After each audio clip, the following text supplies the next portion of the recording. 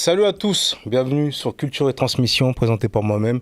Comme chaque semaine, je reçois un invité. Aujourd'hui, je suis accompagné d'une légende du game, Monsieur Cynic Star. Comment tu vas?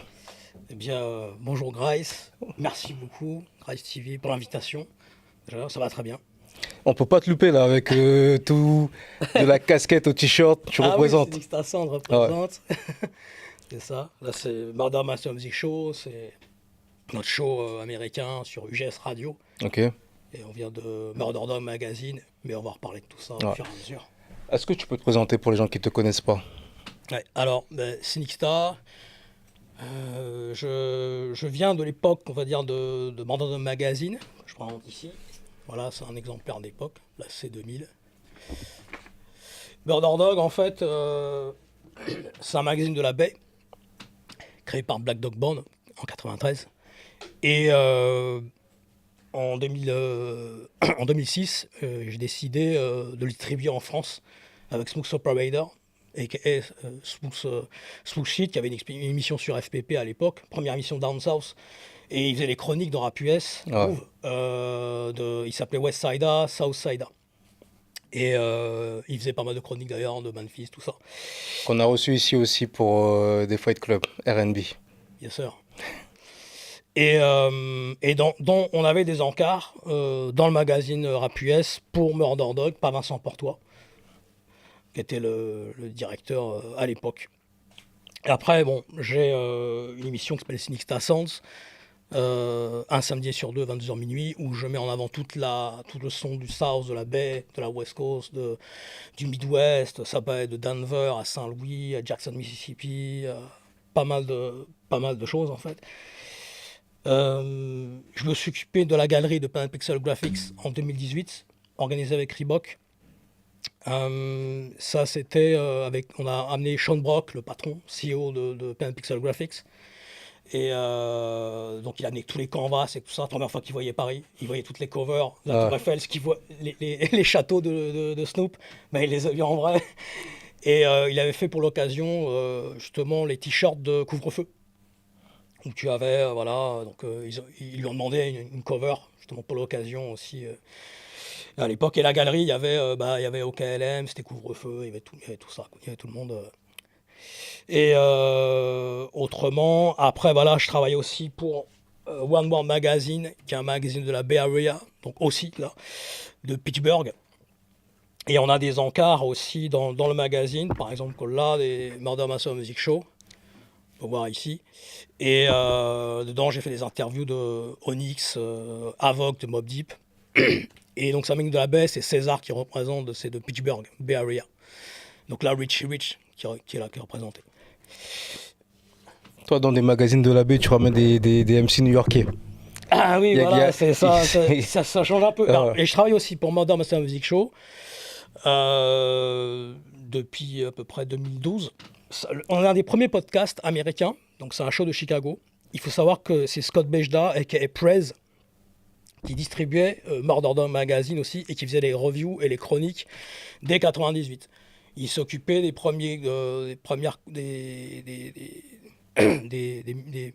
par exemple pour Esham, pour Natas de Détroit, etc. Il les a mis en avant, il les a fait connaître. Et il faisait toutes les reviews du Down South, de la baie, du Midwest et tout ça. Et après, il a décidé justement de créer Madame Master Music Show. Et après, moi, je l'ai rejoint et on a fait les premières interviews, par exemple, de Lord Infamous, de Trey Six, où il parlait même de Nerdist Experience dans le show. On a eu énormément de monde, des gars de la baie, on a fait des roundtables, le Rapelote, avec tous les anciens de Ghetto Boys, Charles Willie G. Vince. Ah ouais, avec les anciens, alors c'est vraiment les débuts. Ouais, les premiers, qui étaient de New York. Ah ouais.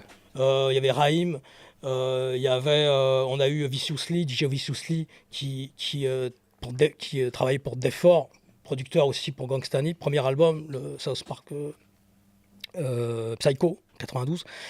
Et DJ Viciously, en fait, on a eu en guest beaucoup d'acteurs qui n'étaient pas mis en avant et qui après ont été connus par la suite. Alors Murder Dog, ils mettaient E40 en cover, ou ils mettaient Three Six Mafia ou Master P avant tout le monde. Hum. Axel, Source, Vibe ont repris, Rap Page et tout ça, ils ont repris en fait.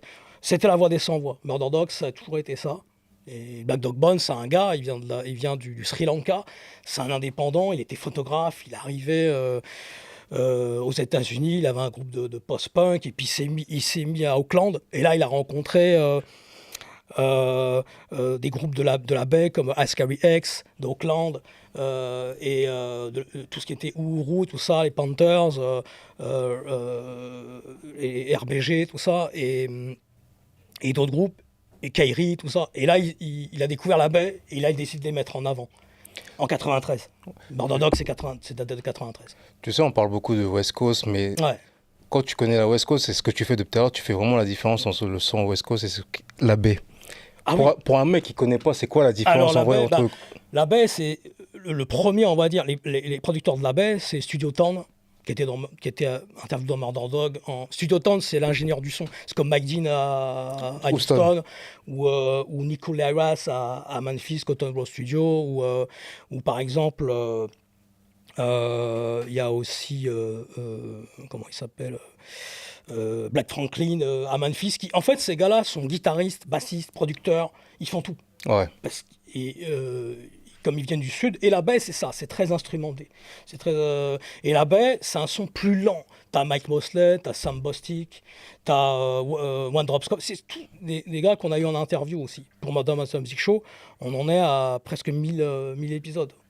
Et c'est des gars de la baie qu'on ne parle jamais. Kairi, par exemple, ou Young Black Brothers, enfin, tous ces. Et t'as One Drop Scott, DJ Daryl qui s'est fait connaître avec Master P, True.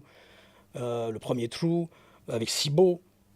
Là, tu parles à des mecs qui connaissent la référence, oui. mais en fait, ce que je te demande, c'est pour un mec qui ne connaît pas tout ça, c'est quoi la différence entre ce que tu fais Alors, Los Angeles, c'est plus mélodieux.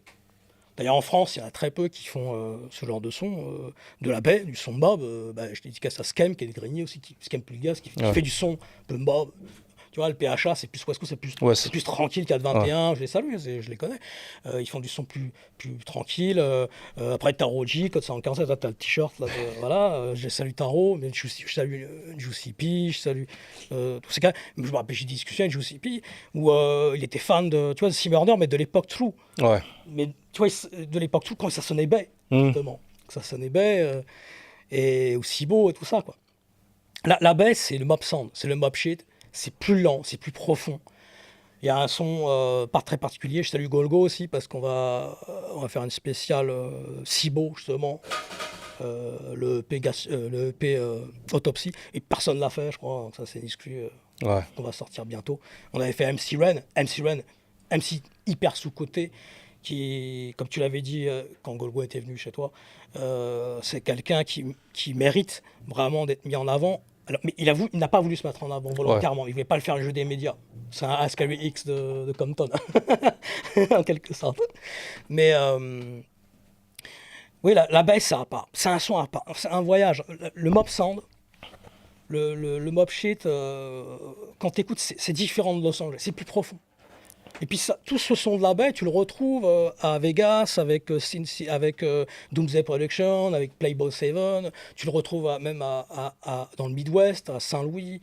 Tu le retrouves un peu partout, ce son de la baie. Tous ces mecs de la baie, ils ont été mis plus ou moins en avant à la période All Eyes on Me, avec Tupac qui les a invités. Exact. C'est vraiment lui qui a mis la... était de Marin City, il était à Marin City, il est à Auckland, forcément, il se dédicace, Sacktown, Richtown, et Master P, il était de Richmond. D'ailleurs, il y a eu une polémique parce que Master P, c'est grâce à Sibo qu'il se fait connaître, et RBL aussi,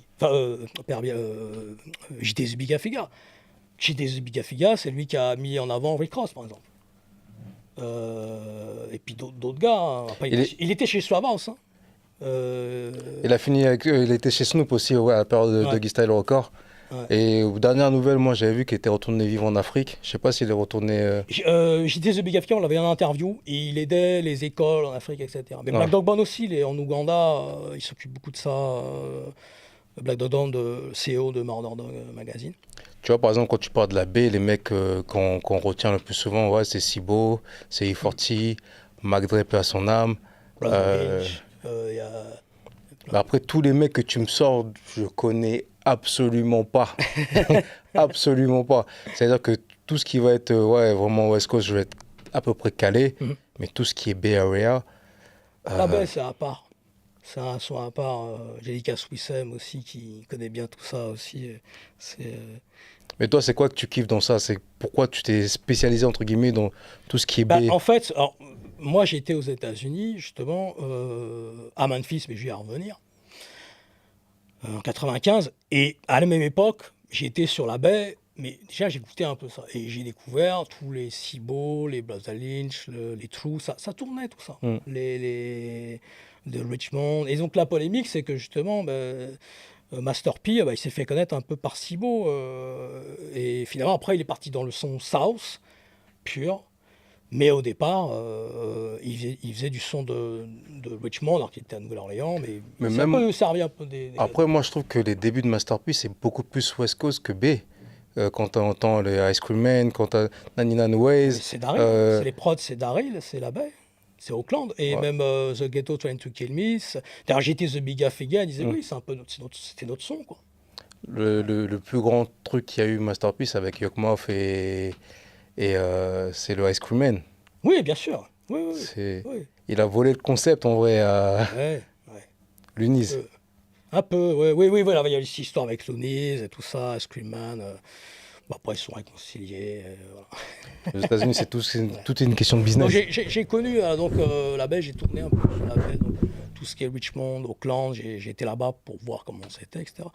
Mais après, c'est surtout, j'ai été à Memphis, Houston, New Orleans. Et Houston, justement, en 95, moi, je faisais du graphisme un peu, je débutais un peu, et j'étais fan de tout ce que faisait, tout ce que Planet Pixel. Mais aussi, je suivais Funky Fat Graphics.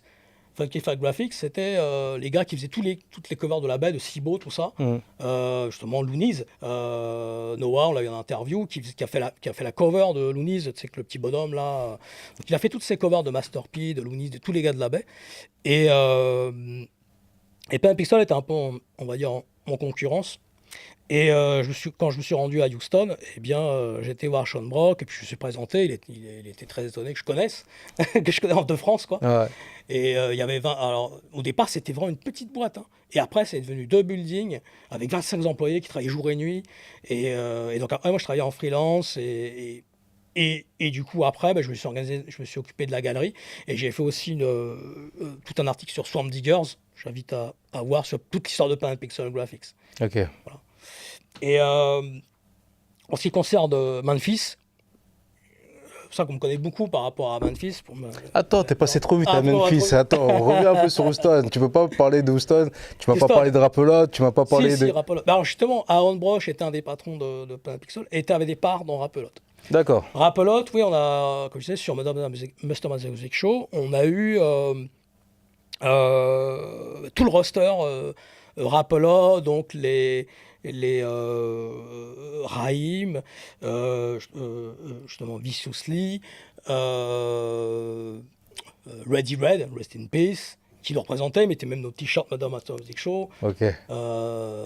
Il y avait et les premiers qui étaient signés chez Apple, les premiers Ghetto Boys en quelque sorte. Ils faisaient du son à la Run DMC. Je parle en 88-89, Ouais. parce qu'ils ont commencé en 86 en fait. Ils ont commencé au tout début, quoi. Et ils faisaient du son de New York, hein. Mais comme beaucoup de villes du sud, hein, par exemple, Mia X, elle avait un groupe qui s'appelait New York ANC en 84. D'accord. Et elle faisait du son new-yorkais. New-Yorkais. Quoi. Et Croquet de l'État, c'était le groupe de David Banner, il faisait du son à la New York, de Jackson, Mississippi. J'ai organisé aussi une roundtable Jackson, Mississippi en 2015 pour Modern Master Music Show, où j'ai rallié tous les gars de Jackson, Mississippi, Reason Bigelow, Jack Z, des anciens de... Enfin, les gars du South. Alors, moi, j'ai voulu unifier et mettre en avant des scènes qui n'étaient pas mises en avant. Par exemple, comme des gars comme Tobin Coston, qui était le premier manager de Master P en 88, et il n'avait aucune interview, il n'avait rien, et je me suis dit, mais lui, il faut vraiment le faire connaître. Et il me voyait souvent avec les chaînes No Limit, ça, et il me dit, ah ouais, t'as l'original de l'époque et tout ça. Ouais. Et quand on a fait son interview en 2018, en fait, on est des pionniers en quelque sorte parce qu'on a mis en avant des personnes qui après se sont fait connaître, qui Par la ont eu suite. une petite lumière, on va dire, et qui après se sont fait connaître à une grande échelle. Juste après notre émission, il a été invité par BET pour la spéciale No Limits, et pour d'autres. Et Charlie Braxton, pareil. Charlie Braxton, c'est un gars, un contributeur de Jackson, Mississippi, qui est journaliste, poète, et qui donc, travaille pour Murder Dog, et qui a fait un livre avec le regretté Jean-Pierre Labarthe, qui est décédé, je le salue, qui a écrit Gangsta Gambo et les démons du blues. Et lui, on va dire que c'est la Bible française. En 2012, ils ont sorti un livre tous les deux, et qui raconte toute l'histoire, et puis toute l'histoire de Memphis, de Houston, de New Orleans. Mais justement, il y a aussi toute l'idée. Dans le South, c'est pas que le bling-bling, c'est pas tout ça. Il y a toute l'histoire de l'esclavage, des champs de coton, il y a toute cette mémoire qui est ancestrale, toute cette mémoire qui est très dure, qui est très profonde. Et c'est pour ça que le son du South, enfin le vrai son du South, c'est très poignant en fait.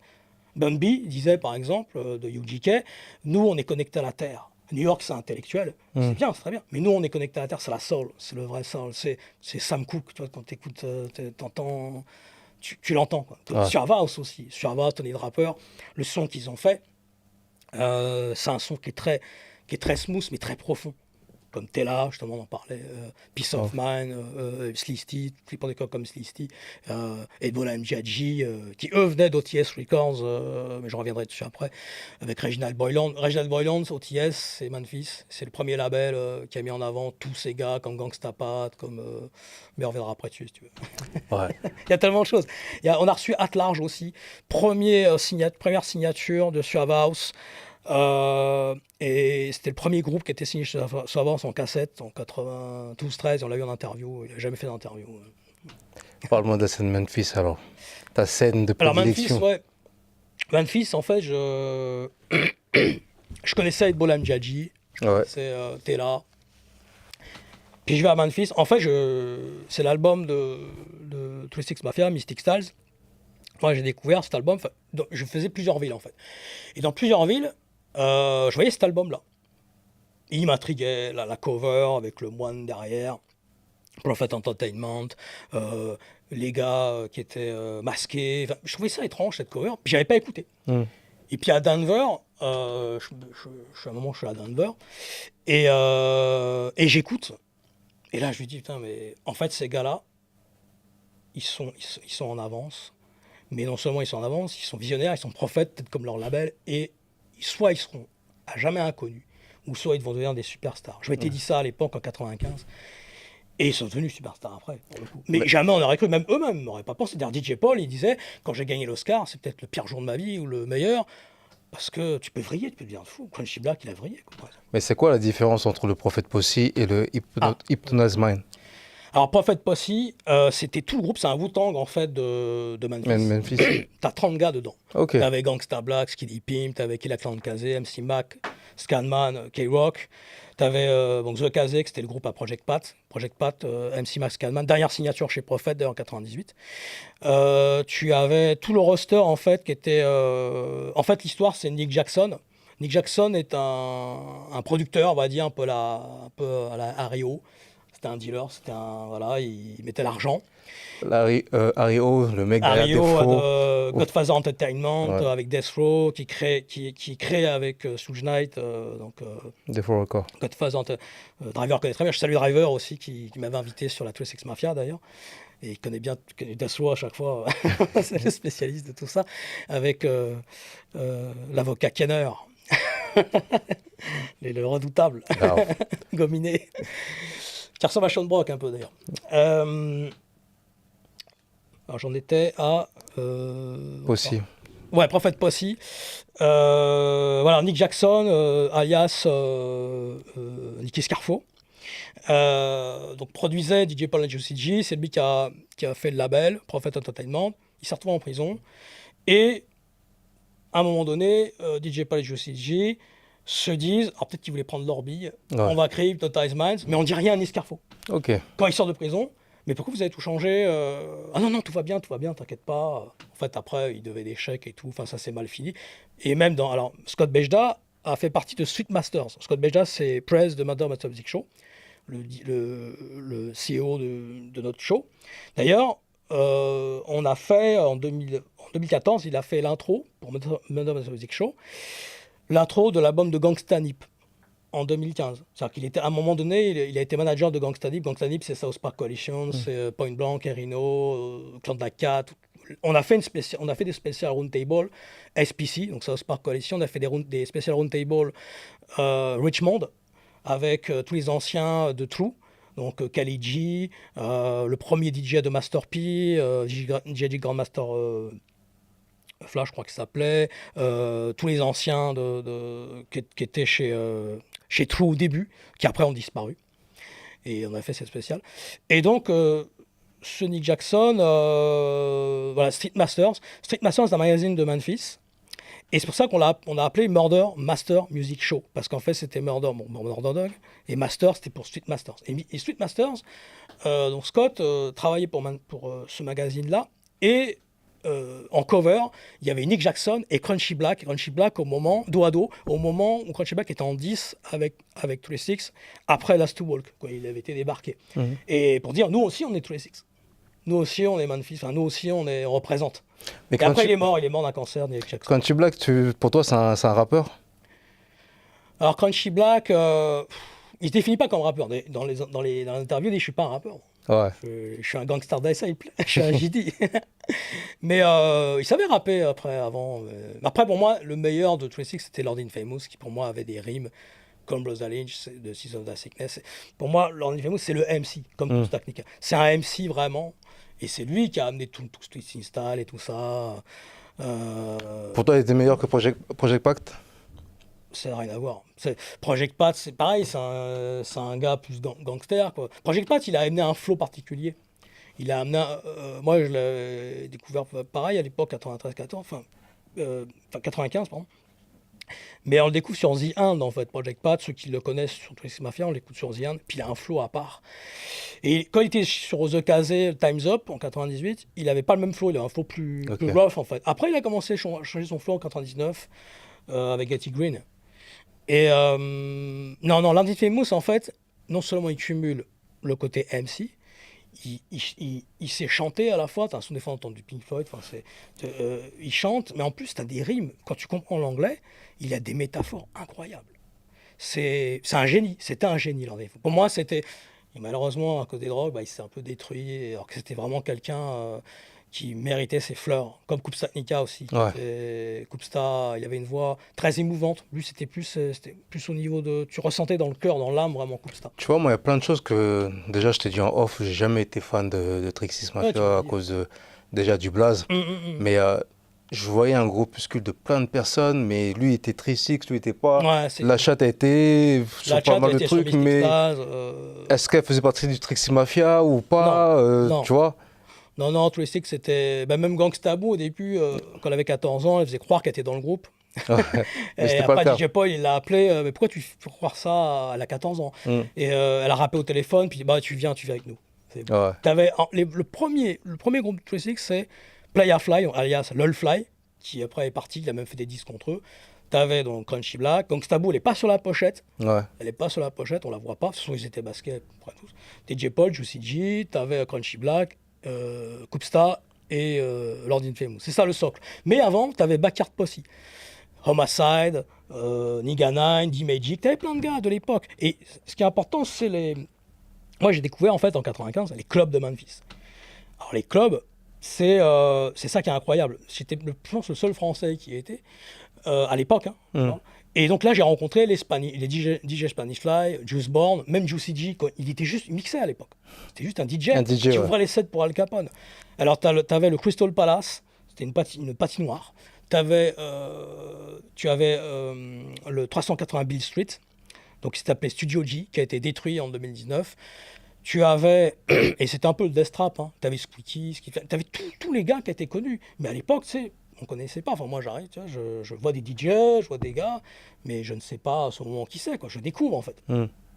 Tu avais toute la crème de Memphis qui venait, et tu avais, dès 86, dans ces clubs-là, donc Studio G, Club Expo, Club No Name, c'était à Lamar Terrace, au 4089 Lamar Terrace. C'était un quartier qui a été détruit.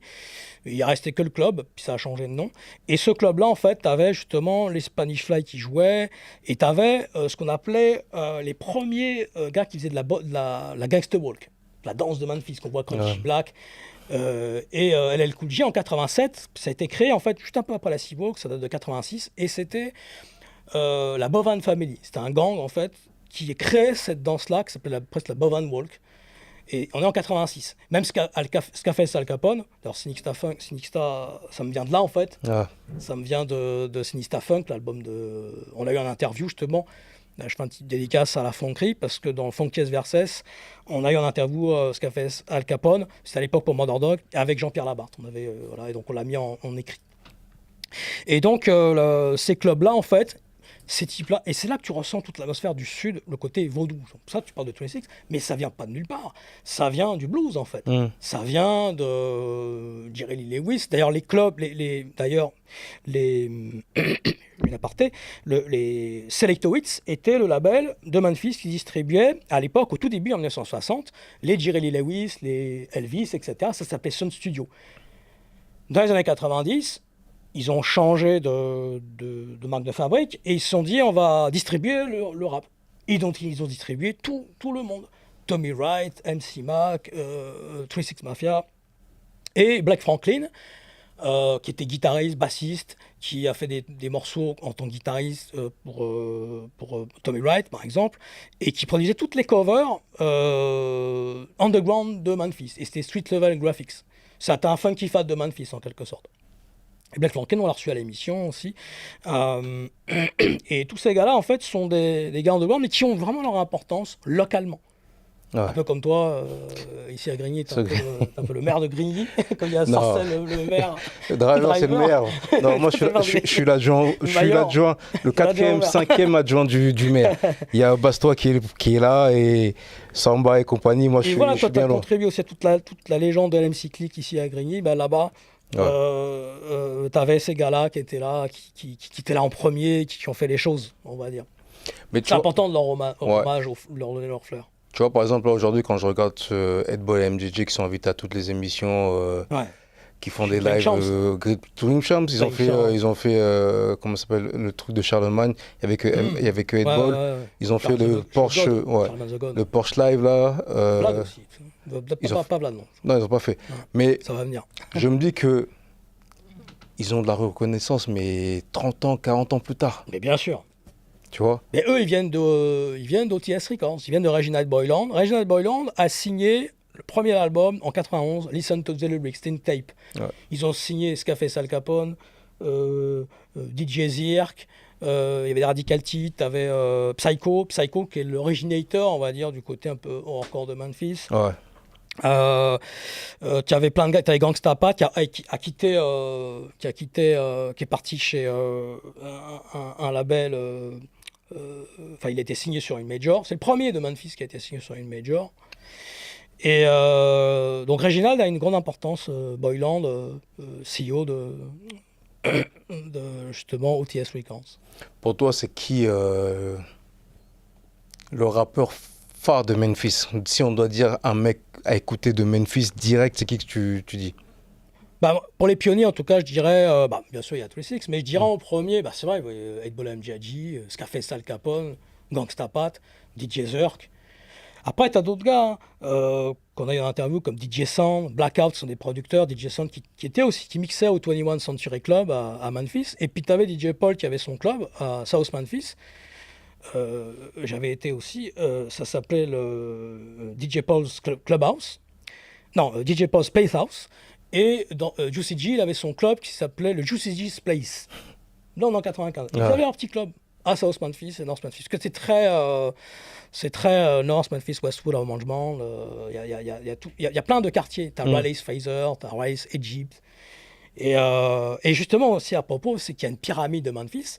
Et ce côté peut-être, dans Devil Shit, comme tu dis, qui est particulier, il faut savoir que la ville a été créée par des maçons. Et donc, il y a un égrégore particulier. On se demande si ils n'ont pas eu l'égrégore occulte de quelque chose qui a fait que tous, ils ont... Et ce qui est très bizarre, la pyramide de Memphis, elle a été créée en 1991. Et c'est à ce moment-là que émerge justement la scène de Memphis Underground comme SMK, qui avait fait Pretty Tony, Get Buck, donc le Get Buck Sound. Et ça aussi, pareil, parce que quand je te disais, les types à Memphis, ils dansent en rond comme une danse vaudou. Ouais. Chez G-Style, le morceau de G-Style, Gangsta en 93, tu les vois danser en rond. Et c'est ça qu'elle le coup de G, il était là. Il est surpris, il comprend Il pas. essayait un peu. Voir, Ouais. Et t'as un côté trans. En fait, quand le son de Memphis, il y a un côté transcendant, il y a un côté trans, mais qui vient peut-être justement des trans africaines, des trans justement de tous ces vaudous, etc. Tout ce côté, c'est pas forcément que négatif, quoi, tu vois. Et donc, il y a une pyramide géante à Memphis. Est-ce que ça pas et cette pyramide a été créée en 91, au moment où émergent trois principaux. Donc SMK, où il y a tout ce qui était Gangsta Walk, Predator Get Buck, et il y a Spanish Fly avec Trigger Man. Et en ce qui est drôle aussi, c'est que finalement, ce qui a fait connaître le son de Memphis, c'est un groupe de New York qui s'appelle les Showboys, Drag Rap et Trigger Man Beat. Et c'est un groupe de New York qui n'était pas connu, qui se sont fait connaître à Memphis. Et tellement ils ont été connus qu'après, ils sont venus à Memphis tourner un clip en 2000, Triggerman Beat 2000, enfin, au show, ils étaient plus connus à Memphis qu'à New York.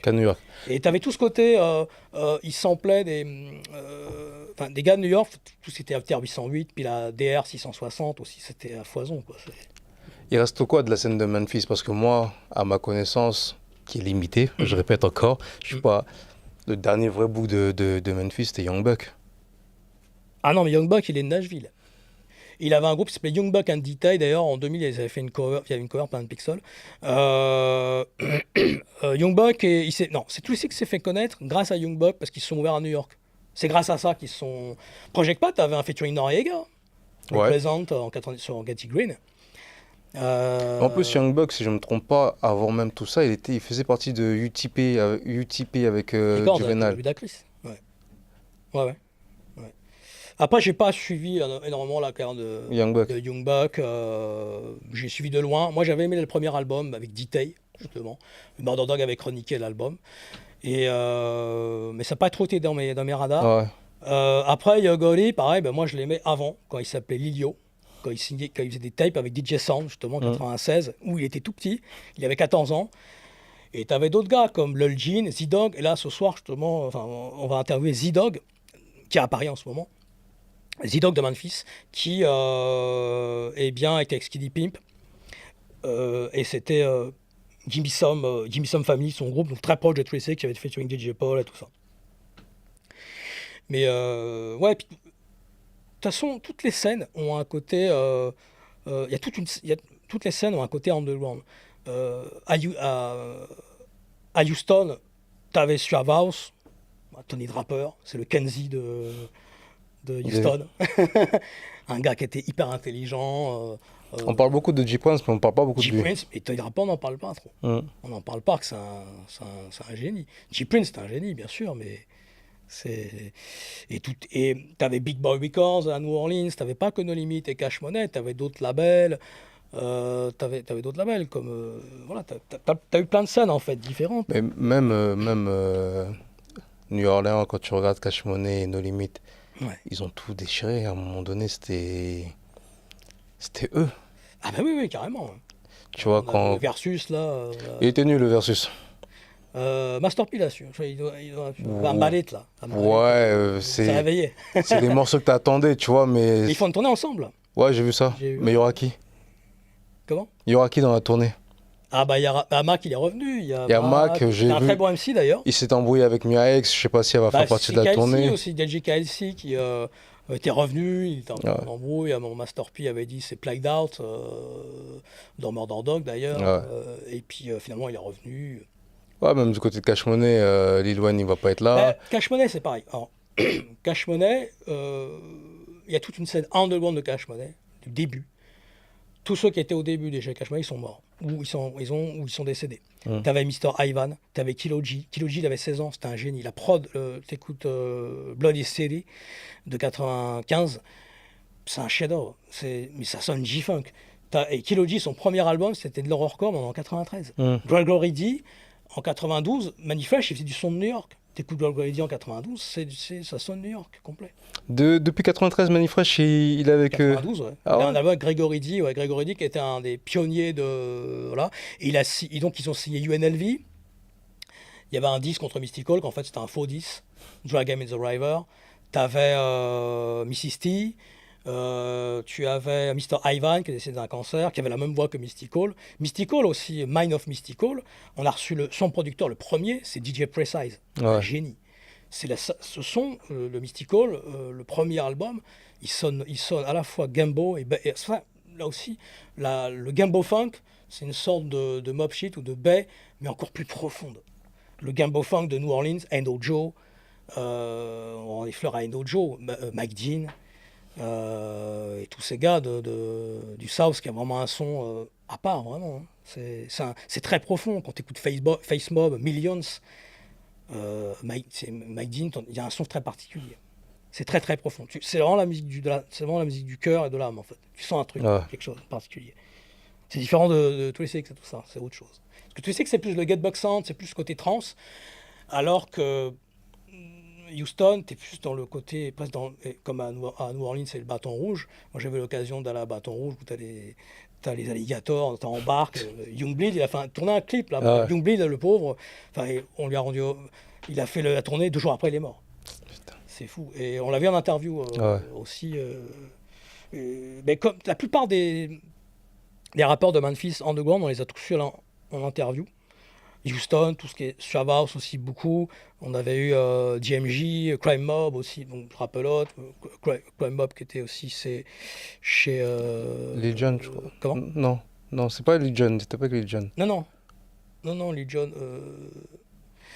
Non, Legion, c'est ATL. Alors justement, toute la scène ATL, il y a toute la polémique un peu... je passe le shoot-out à Jordan aussi, avec qui on a fait la carte Mogopoly, la première carte de Memphis. Et on l'a sorti justement avec tous les rappeurs de Memphis. Lui, il s'occupait de la jeune génération et moi des anciens.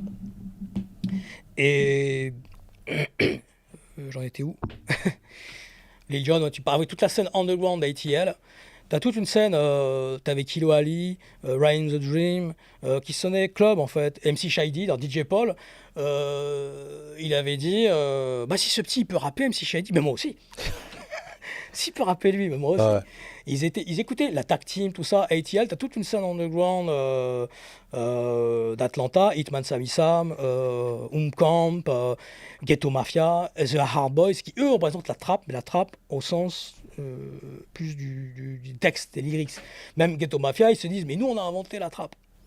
Alors, justement, Jordan, il dit que ça vient de Memphis, c'est vrai, mais ils faisaient leur trappe à eux, peut-être, mais pas au niveau du son, mais au niveau du texte. Du texte, en fait.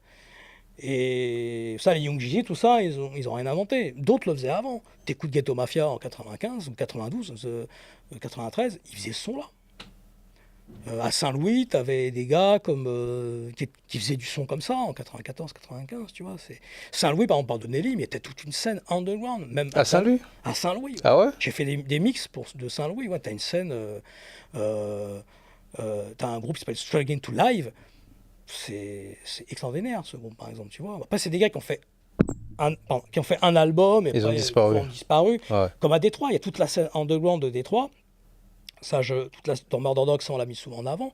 Des gars comme Merci la Samir, Detroit Most Wanted, Awesome Dre, toute la scène de Détroit underground dont personne ne parle. Il n'y a pas que Esham. T'as plein de rappeurs dont les rappeurs phares comme Eminem, etc., sont fans. T'as AWOL, t'as DJ Homicide, t'as plein de gars en fait de Détroit dont on parle jamais. Gang Move aussi, bon, là c'était plus G-Funk ou Detroit Most Wanted. Il y a plein de noms, mais... Non, mais faut connaître en fait. Connaître. Après, faites vos recherches. Ouais, c'est ça que j'allais dire. Après vous allez diguer, vous allez voir tous ces groupes. On va aller sur Google, on va taper tout ça pour comprendre tout ça. Mais toi, c'est vraiment toute cette scène-là qui te parle, toi. New York, ça t'a jamais... Alors, New York, j'ai fait... New York, si, j'ai grandi avec... Moi, de base... J'ai grandi sur Paris avec toute la scène. J'ai grandi avec Lionel D, Dynasty. J'étais fan de tout le son de New York, même si j'écoutais aussi Donald D de Ram Syndicate. Il y avait un interview de Donald D qui était dans le Bronx d'ailleurs, avec Dynamax. Non, New York, j'écoutais beaucoup. Bob Deep, j'ai eu beaucoup de rappeurs new-yorkais en interview. Ouais. C'est ça j'en ai eu beaucoup en fait pour Master Ace, j'ai eu Zelas Poets, beaucoup de New York, Lord Finesse. Non, New York m'a beaucoup parlé. D'ailleurs, j'y reviens un peu maintenant, parce que le South, il s'est un peu édulcoré par moment, quoi. Il y en a plus beaucoup qui font du vrai son de l'époque. Le problème, c'est que maintenant, tout est uniformisé. Avant, DJ Paul le disait, avant, j'aimais quand, et c'est vrai, on aimait quand chaque ville avait son propre son. À New York, ils avaient leur son. Moi, j'étais fan de OGC, j'étais fan de l'album Da Storm. The Storm. J'ai eu Sheen Price dans l'interview, avant qu'il Personnel. décède. J'ai eu Smith Wesson en interview. J'ai eu AZ Faison. AZ Faison, c'est Mob Style, c'est Harlem. Avant que ce soit édité chez Driver, toute l'interview, ça. Moi, j'avais repéré ce gars. Et t'écoutes AZ, Streetwise, la tape de 91, chez Espionage Records. C'est une cassette. Hein. AZ, c'est AZ Faison. Et t'entends Mobb Deep. Avant Mobb Deep, tu l'entends en 91. Et tu vois, et je leur avais posé la question d'ailleurs à Avoc, est-ce que AZ Faison ça vous a inspiré? J'ai dit oui, oui. Même Onyx, ils disaient ouais, mais ça sonne trop LA. Enfin, mais AZ, c'est Mob Style. C'est-à-dire qu'on parle toujours d'AZ Faison, mais on parle jamais de son groupe Mob Style. T'écoutes ce pipe, c'est un son à part, c'est très profond. Et AZ, il est très dans le. Alors moi, je suis passionné aussi pour tout ce qui est le kémitisme. Toutes les lectures, pour ça quand je te parlais je me suis intéressé beaucoup à le hip-hop de New York donc, et aussi tout ce côté justement de la égyptien, tout le côté Égypte, alors bien sûr la Zoulou, mais après je me suis intéressé à la New Urban Nation, tout ce qui était Dr. York, j'ai lu Dr. Frances Cress Welsing, Easy's Papers. C'est le kémitisme en fait. T'as Indus Kabit Kush, What I Never Told You in History Class, ce qu'ils vous ont jamais dit à l'école. T'as Runoko Rashidi, et ça j'ai connu grâce à Pyrus. Pareil. Dans Guerilla Funk, il met en avant tous ces gars-là, et là j'ai commencé à m'intéresser à W.E. Dubois, à tous ces anciens, justement, les Moors et tout ça, c'est la maçonnerie noire, hein, mais la vraie quoi. Celle qui n'a pas été volée, quoi. Ouais. Je me suis intéressé beaucoup à ça, et c'est vrai que dans les interviews avec Raskas, j'ai parlé beaucoup de ça, tu vois, avec des rappeurs, mais ici en France c'est très peu connu, parce que c'est jamais traduit en français. T'as Ivan Fansertima, Laurence Gar, t'en as plusieurs en fait qui sont dans ce truc, dans ce côté-là, kémite. Moi ça m'a beaucoup plu. Le Maître James, quand tout le monde lui est tombé dessus à l'époque, ils n'ont pas compris qu'en fait, ce qu'il disait, ce sont des choses qui ont été dites 30 ans avant, 40 ans avant. C'était la littérature afro-américaine. C'était justement Runoko Rashidi, c'était Ivan Fansertima, c'était Presence Early Asia, Africa Presence in Early Asia. Voilà, enfin c'est... Après, il faut connaître. Non, mais je vous invite à lire Easy's Papers, Frances Cress Welsing. D'accord. Voilà. Les magazines, tu continues toujours? Oui, les magazines continuent toujours. En Murderdog, on a toujours le site internet. One More Magazine, ça continue. On continue toujours pour un Pixel aussi. Il y a des covers qui sont faites de temps en temps, c'est au cas par cas. Beaucoup moins qu'avant. Voilà, beaucoup moins qu'avant, c'est au cas par cas. Après, j'ai mon émission sur Radio Booster. Moi, j'avais commencé à FMR. Et comme je disais au début, moi, je suis passionné au départ par l'électro-funk. Moi, de base, j'ai commencé à j'écoutais du rock psyché, ça, plus jeune. Et en fait, c'est ça qui m'a amené vers la Terre 808, c'est ça qui m'a amené vers Planète Patrol, c'est ça qui m'a amené vers à écouter Dynasty, Panam City Rapine, To Life Through Revelation 184. Bon, moi j'étais petit là, et Mars, Pump Up the Volume, tous ces sons, tu vois, électroniques. Beaucoup disent quand ils écoutent ça, mais quand ils écoutent parfois Synchro, ils vont dire ouais, mais c'est de la techno. Non, non, le hip-hop, c'est de l'électro-funk de base. Ça, le premier le hip-hop vient d'électro-funk. Il vient de la musique électronique, en fait. Alors, les DJ de la techno, c'est les Afro-Américains, c'est à Détroit. Ouais. Cibotron, Clear. Après, ça a inspiré énormément de gars. Tu avais CIA, le groupe de Crew in Action, de Dre, Sir Jinx et KD, qu'on a reçu, Sir Jinx et KD. C'est CIA, Crew in Action, mais ça sonnait comme Beastie Boys, par contre. C'était en 86, là. Illégal, avec Dre, tout ça. Plein de choses. Ouais. Après, moi je suis très difficile au niveau musique. Hein. C'est-à-dire que j'aime bien ma petite base new-yorkaise. J'aime bien tout ce qui est ouest. Là, avec tous les noms que tu m'as dit, je vais vraiment me replonger dedans. Je vais vraiment me replonger même sur Trixix parce que je te dis, c'est pas un groupe que j'ai saigné. Tu vois, du CJ. Saigné, vous l'avez saigné, vous?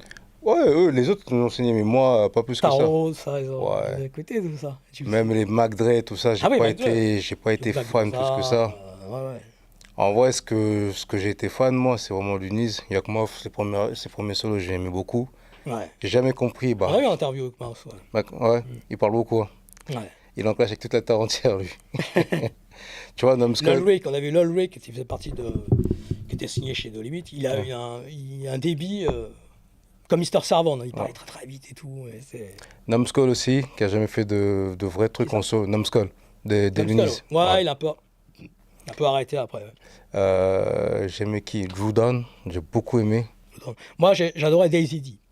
Rebirth, l'album Rebirth, Compton, qui était le DJ à un moment donné de justement Seiya, Queen Action. Et l'album Rebirth, il est génial. Hein. Il y a Black Nine aussi, ces gars de la West Coast. Donne-moi ton top 10. 10 là. Top 10, top 5. Non. Top 10. Oula, parce que je sais que tu as triché. J'avais un top 5. Oui, mais j'en ai un. Alors, Public Enemy, Fear of a Black Planet. Ok. 26 Mafia, Mystic Styles. Ouais. Sibo, Tales from the Crypt. Brazilian Chung, Season of the Sickness. Sinister, Bobbin for Life. C'est un gars de South Central qui faisait partie des Family Swan Bloods. Je dirais Ice-T Power. X-Rated, Exorcist. Et alors, je sais pas à combien je suis là, 7-8. Ouais.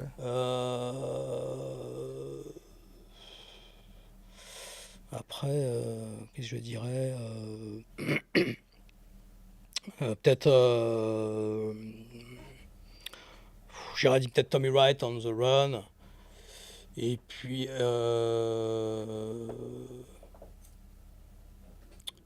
J'aurais fini avec.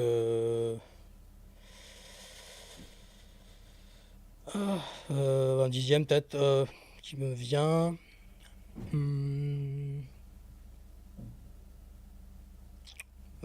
Peut-être. Non, c'est dur. Hein. Pour avoir un dixième, un dernier. T'as pas cité Eric White? Comment? Eric White. Easy. Ouais. D'ailleurs, on a reçu. Ah oui, c'est ça, en 2015, on a eu en interview Jerry Haller. Et même Vlad a récupéré un peu nos interviews, parce qu'il avait dit dans notre émission, Madame Master Music Show, ça avait fait je sais plus combien de vues, il nous avait dit, oui, j'aurais dû laisser Easy tuer... non, Suge Knight, ouais. Et on avait reçu Gary Ballon, le cousin de Jerry, à l'émission. On avait reçu même celui qui a fait la série sur Tupac et Biggie, l'ancien policier. On avait reçu à l'émission la fille de Eazy-E, Doug Young aussi, qui était promoteur chez Death Row et Ruthless. Yella, on l'avait eu. Enfin, on a reçu pas mal de gars de Ruthless, aussi Tweet Cadillac de Penthouse Players Click. Mais Jerry Haller, quand vous l'avez reçu, c'était quoi? Par téléphone ou c'était en face à face? Non, c'était par téléphone. Par téléphone? Ouais. Et il a répondu à toutes vos questions? Alors, à un moment donné, on devait faire une autre interview, mais il était en procès avec Dre et Cube, et au moment où on a voulu le refaire, il est mort, en fait. Mais oui, on avait fait des bonnes interviews. On avait aussi Alonzo. Ah ouais? Alonzo Williams, Arabian Prince.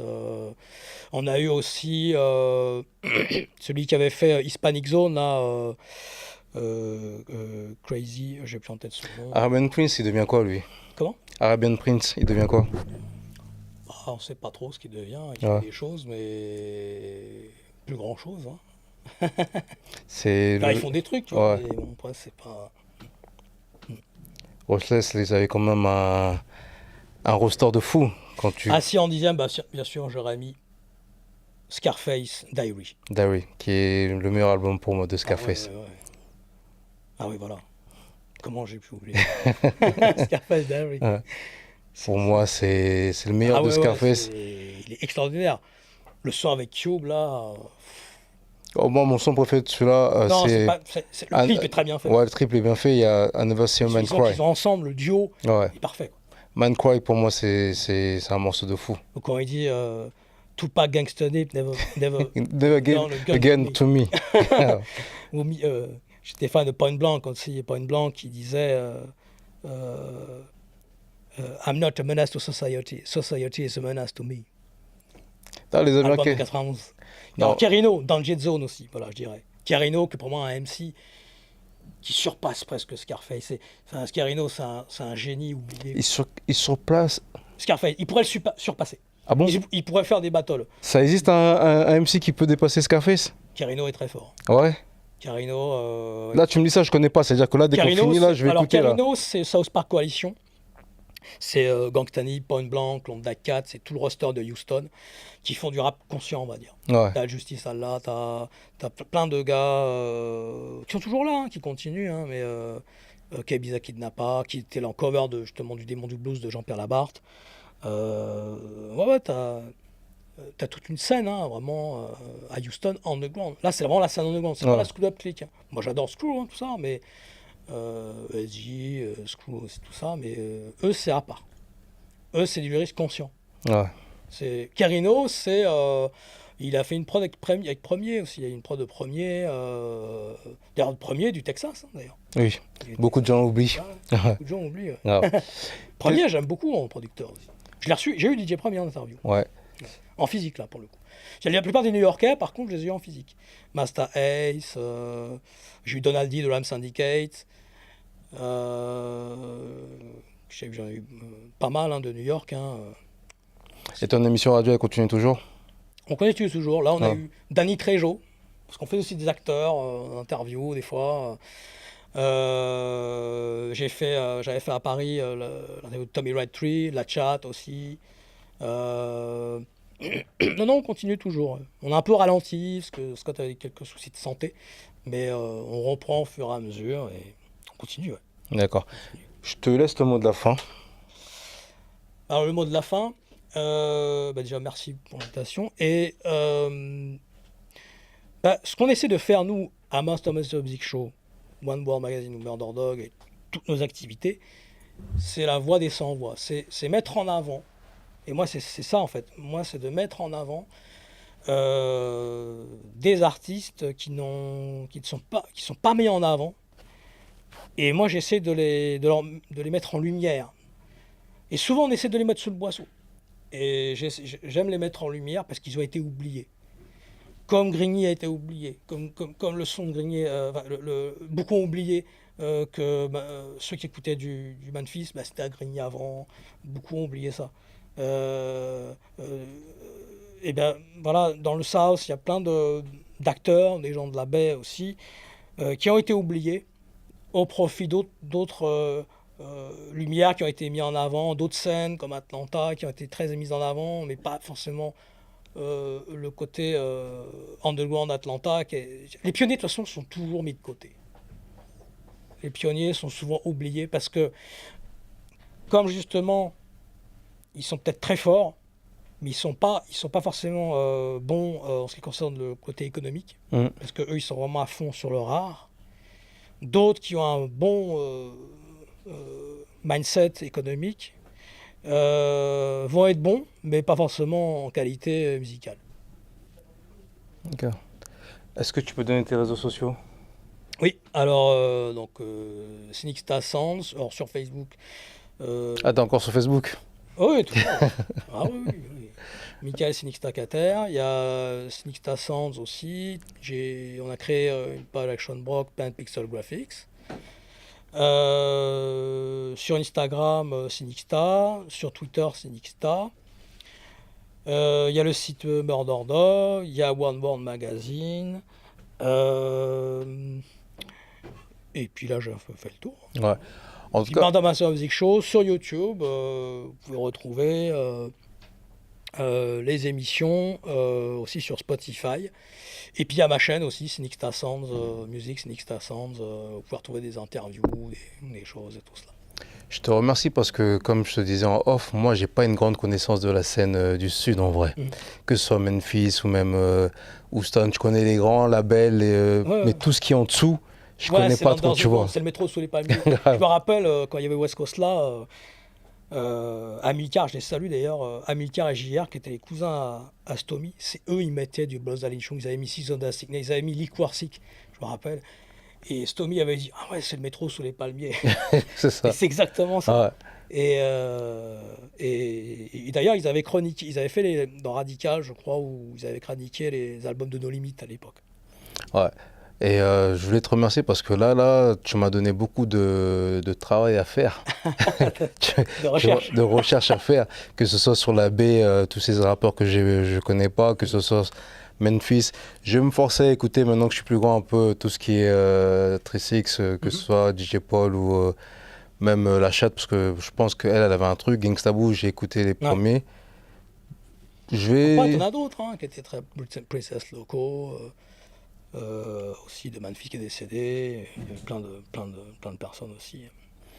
On va faire nos recherches et on va écouter tout ça. Là, je pense que tu es sur Grigny pour une occasion spéciale alors où on enregistre cette émission. Oui, il y a le Festival, effectivement, et puis ça va être bien. Et tu participes aussi. Toujours, c'est chez moi, je suis obligé de participer. Voilà. Puis il y a Neil, le fils de Nate Dogg, Lil Woofy Woof aussi, qui a fait des trucs avec des bagues avec Memphis d'ailleurs. Ah ouais. Avec Seed of Six. Alors quand on parle des nouveaux de Memphis, Seed of Six c'est un groupe, c'est le cousin DJ Paul et le fils de Lord Infamous, Lil Infamous. D'accord. Et Lil Woofy Woof, il avait fait un album en 2015 avec Shema Posse. Shema Posse, c'était le groupe justement qui s'inspirait de Memphis. Et toute la funk qu'on entend actuellement est inspirée bien sûr du son de Memphis. En fait, c'est ça que je voulais dire, juste une dernière chose, c'est que le son de Memphis, il a agi un peu comme pas comme une pieuvre, mais comme un égrégore, surtout parce que tu le retrouves dans la musique actuelle, tu le retrouves dans les sons un peu ralentis, dans la danse, la gangster walk. Imagine que Lil Buck, qui est danseur donc de Gangsta Walk, Madonna veut le chercher, ou les chorégraphes de l'opéra, parce qu'ils dansent, t'as l'impression que ça danse en fait, que ça flotte, t'as l'impression qu'ils flottent. C'est une danse très particulière. Et ça a été repris, et donc plein de choses de Memphis ont été repris dans la culture, mais à plein de niveaux différents. Ouais. Et c'est là que tu dis l'influence de Memphis. Et DJ Paul terminait par oui, on aimait quand tout sonnait différemment. Maintenant, tout le monde somme comme nous. Il n'avait pas tort. Grave. Après, moi, DJ Paul, c'est pas mon producteur préféré. Je préfère même du DJ au niveau de la production. D'accord. Après, c'est très compliqué, je t'ai dit. Franchement, très, très, très compliqué le type. Oui, Mais... oui. Après, Peace of Mind de Tella, Slisty, c'est beaucoup plus sharp. C'est beaucoup... Ceux qui aiment bien un peu ce côté Play-G et tout ce côté un peu tranquille. MJG, No More Glory, à écouter. Le 8 Ball, tout l'album avec les pyramides, le triple album. Voilà. Il y a plein de choses. En tout cas, pour tous ceux qui nous suivent, abonnez-vous, likez, partagez, donnez-nous la force sur les réseaux sociaux. Allez suivre le frérot sur les réseaux sociaux, il va donner les réseaux. Il y a les magazines qui sont là. Voilà les magazines, c'est ça. One World Magazine et Mordor Magazine. Avec les covers. Les covers. Outlaws, Scarface, Cibo, BG, Mystical, Juvenile. Mystical qui est dans une seule histoire. Ouais. En tout cas, portez-vous bien et à très bientôt.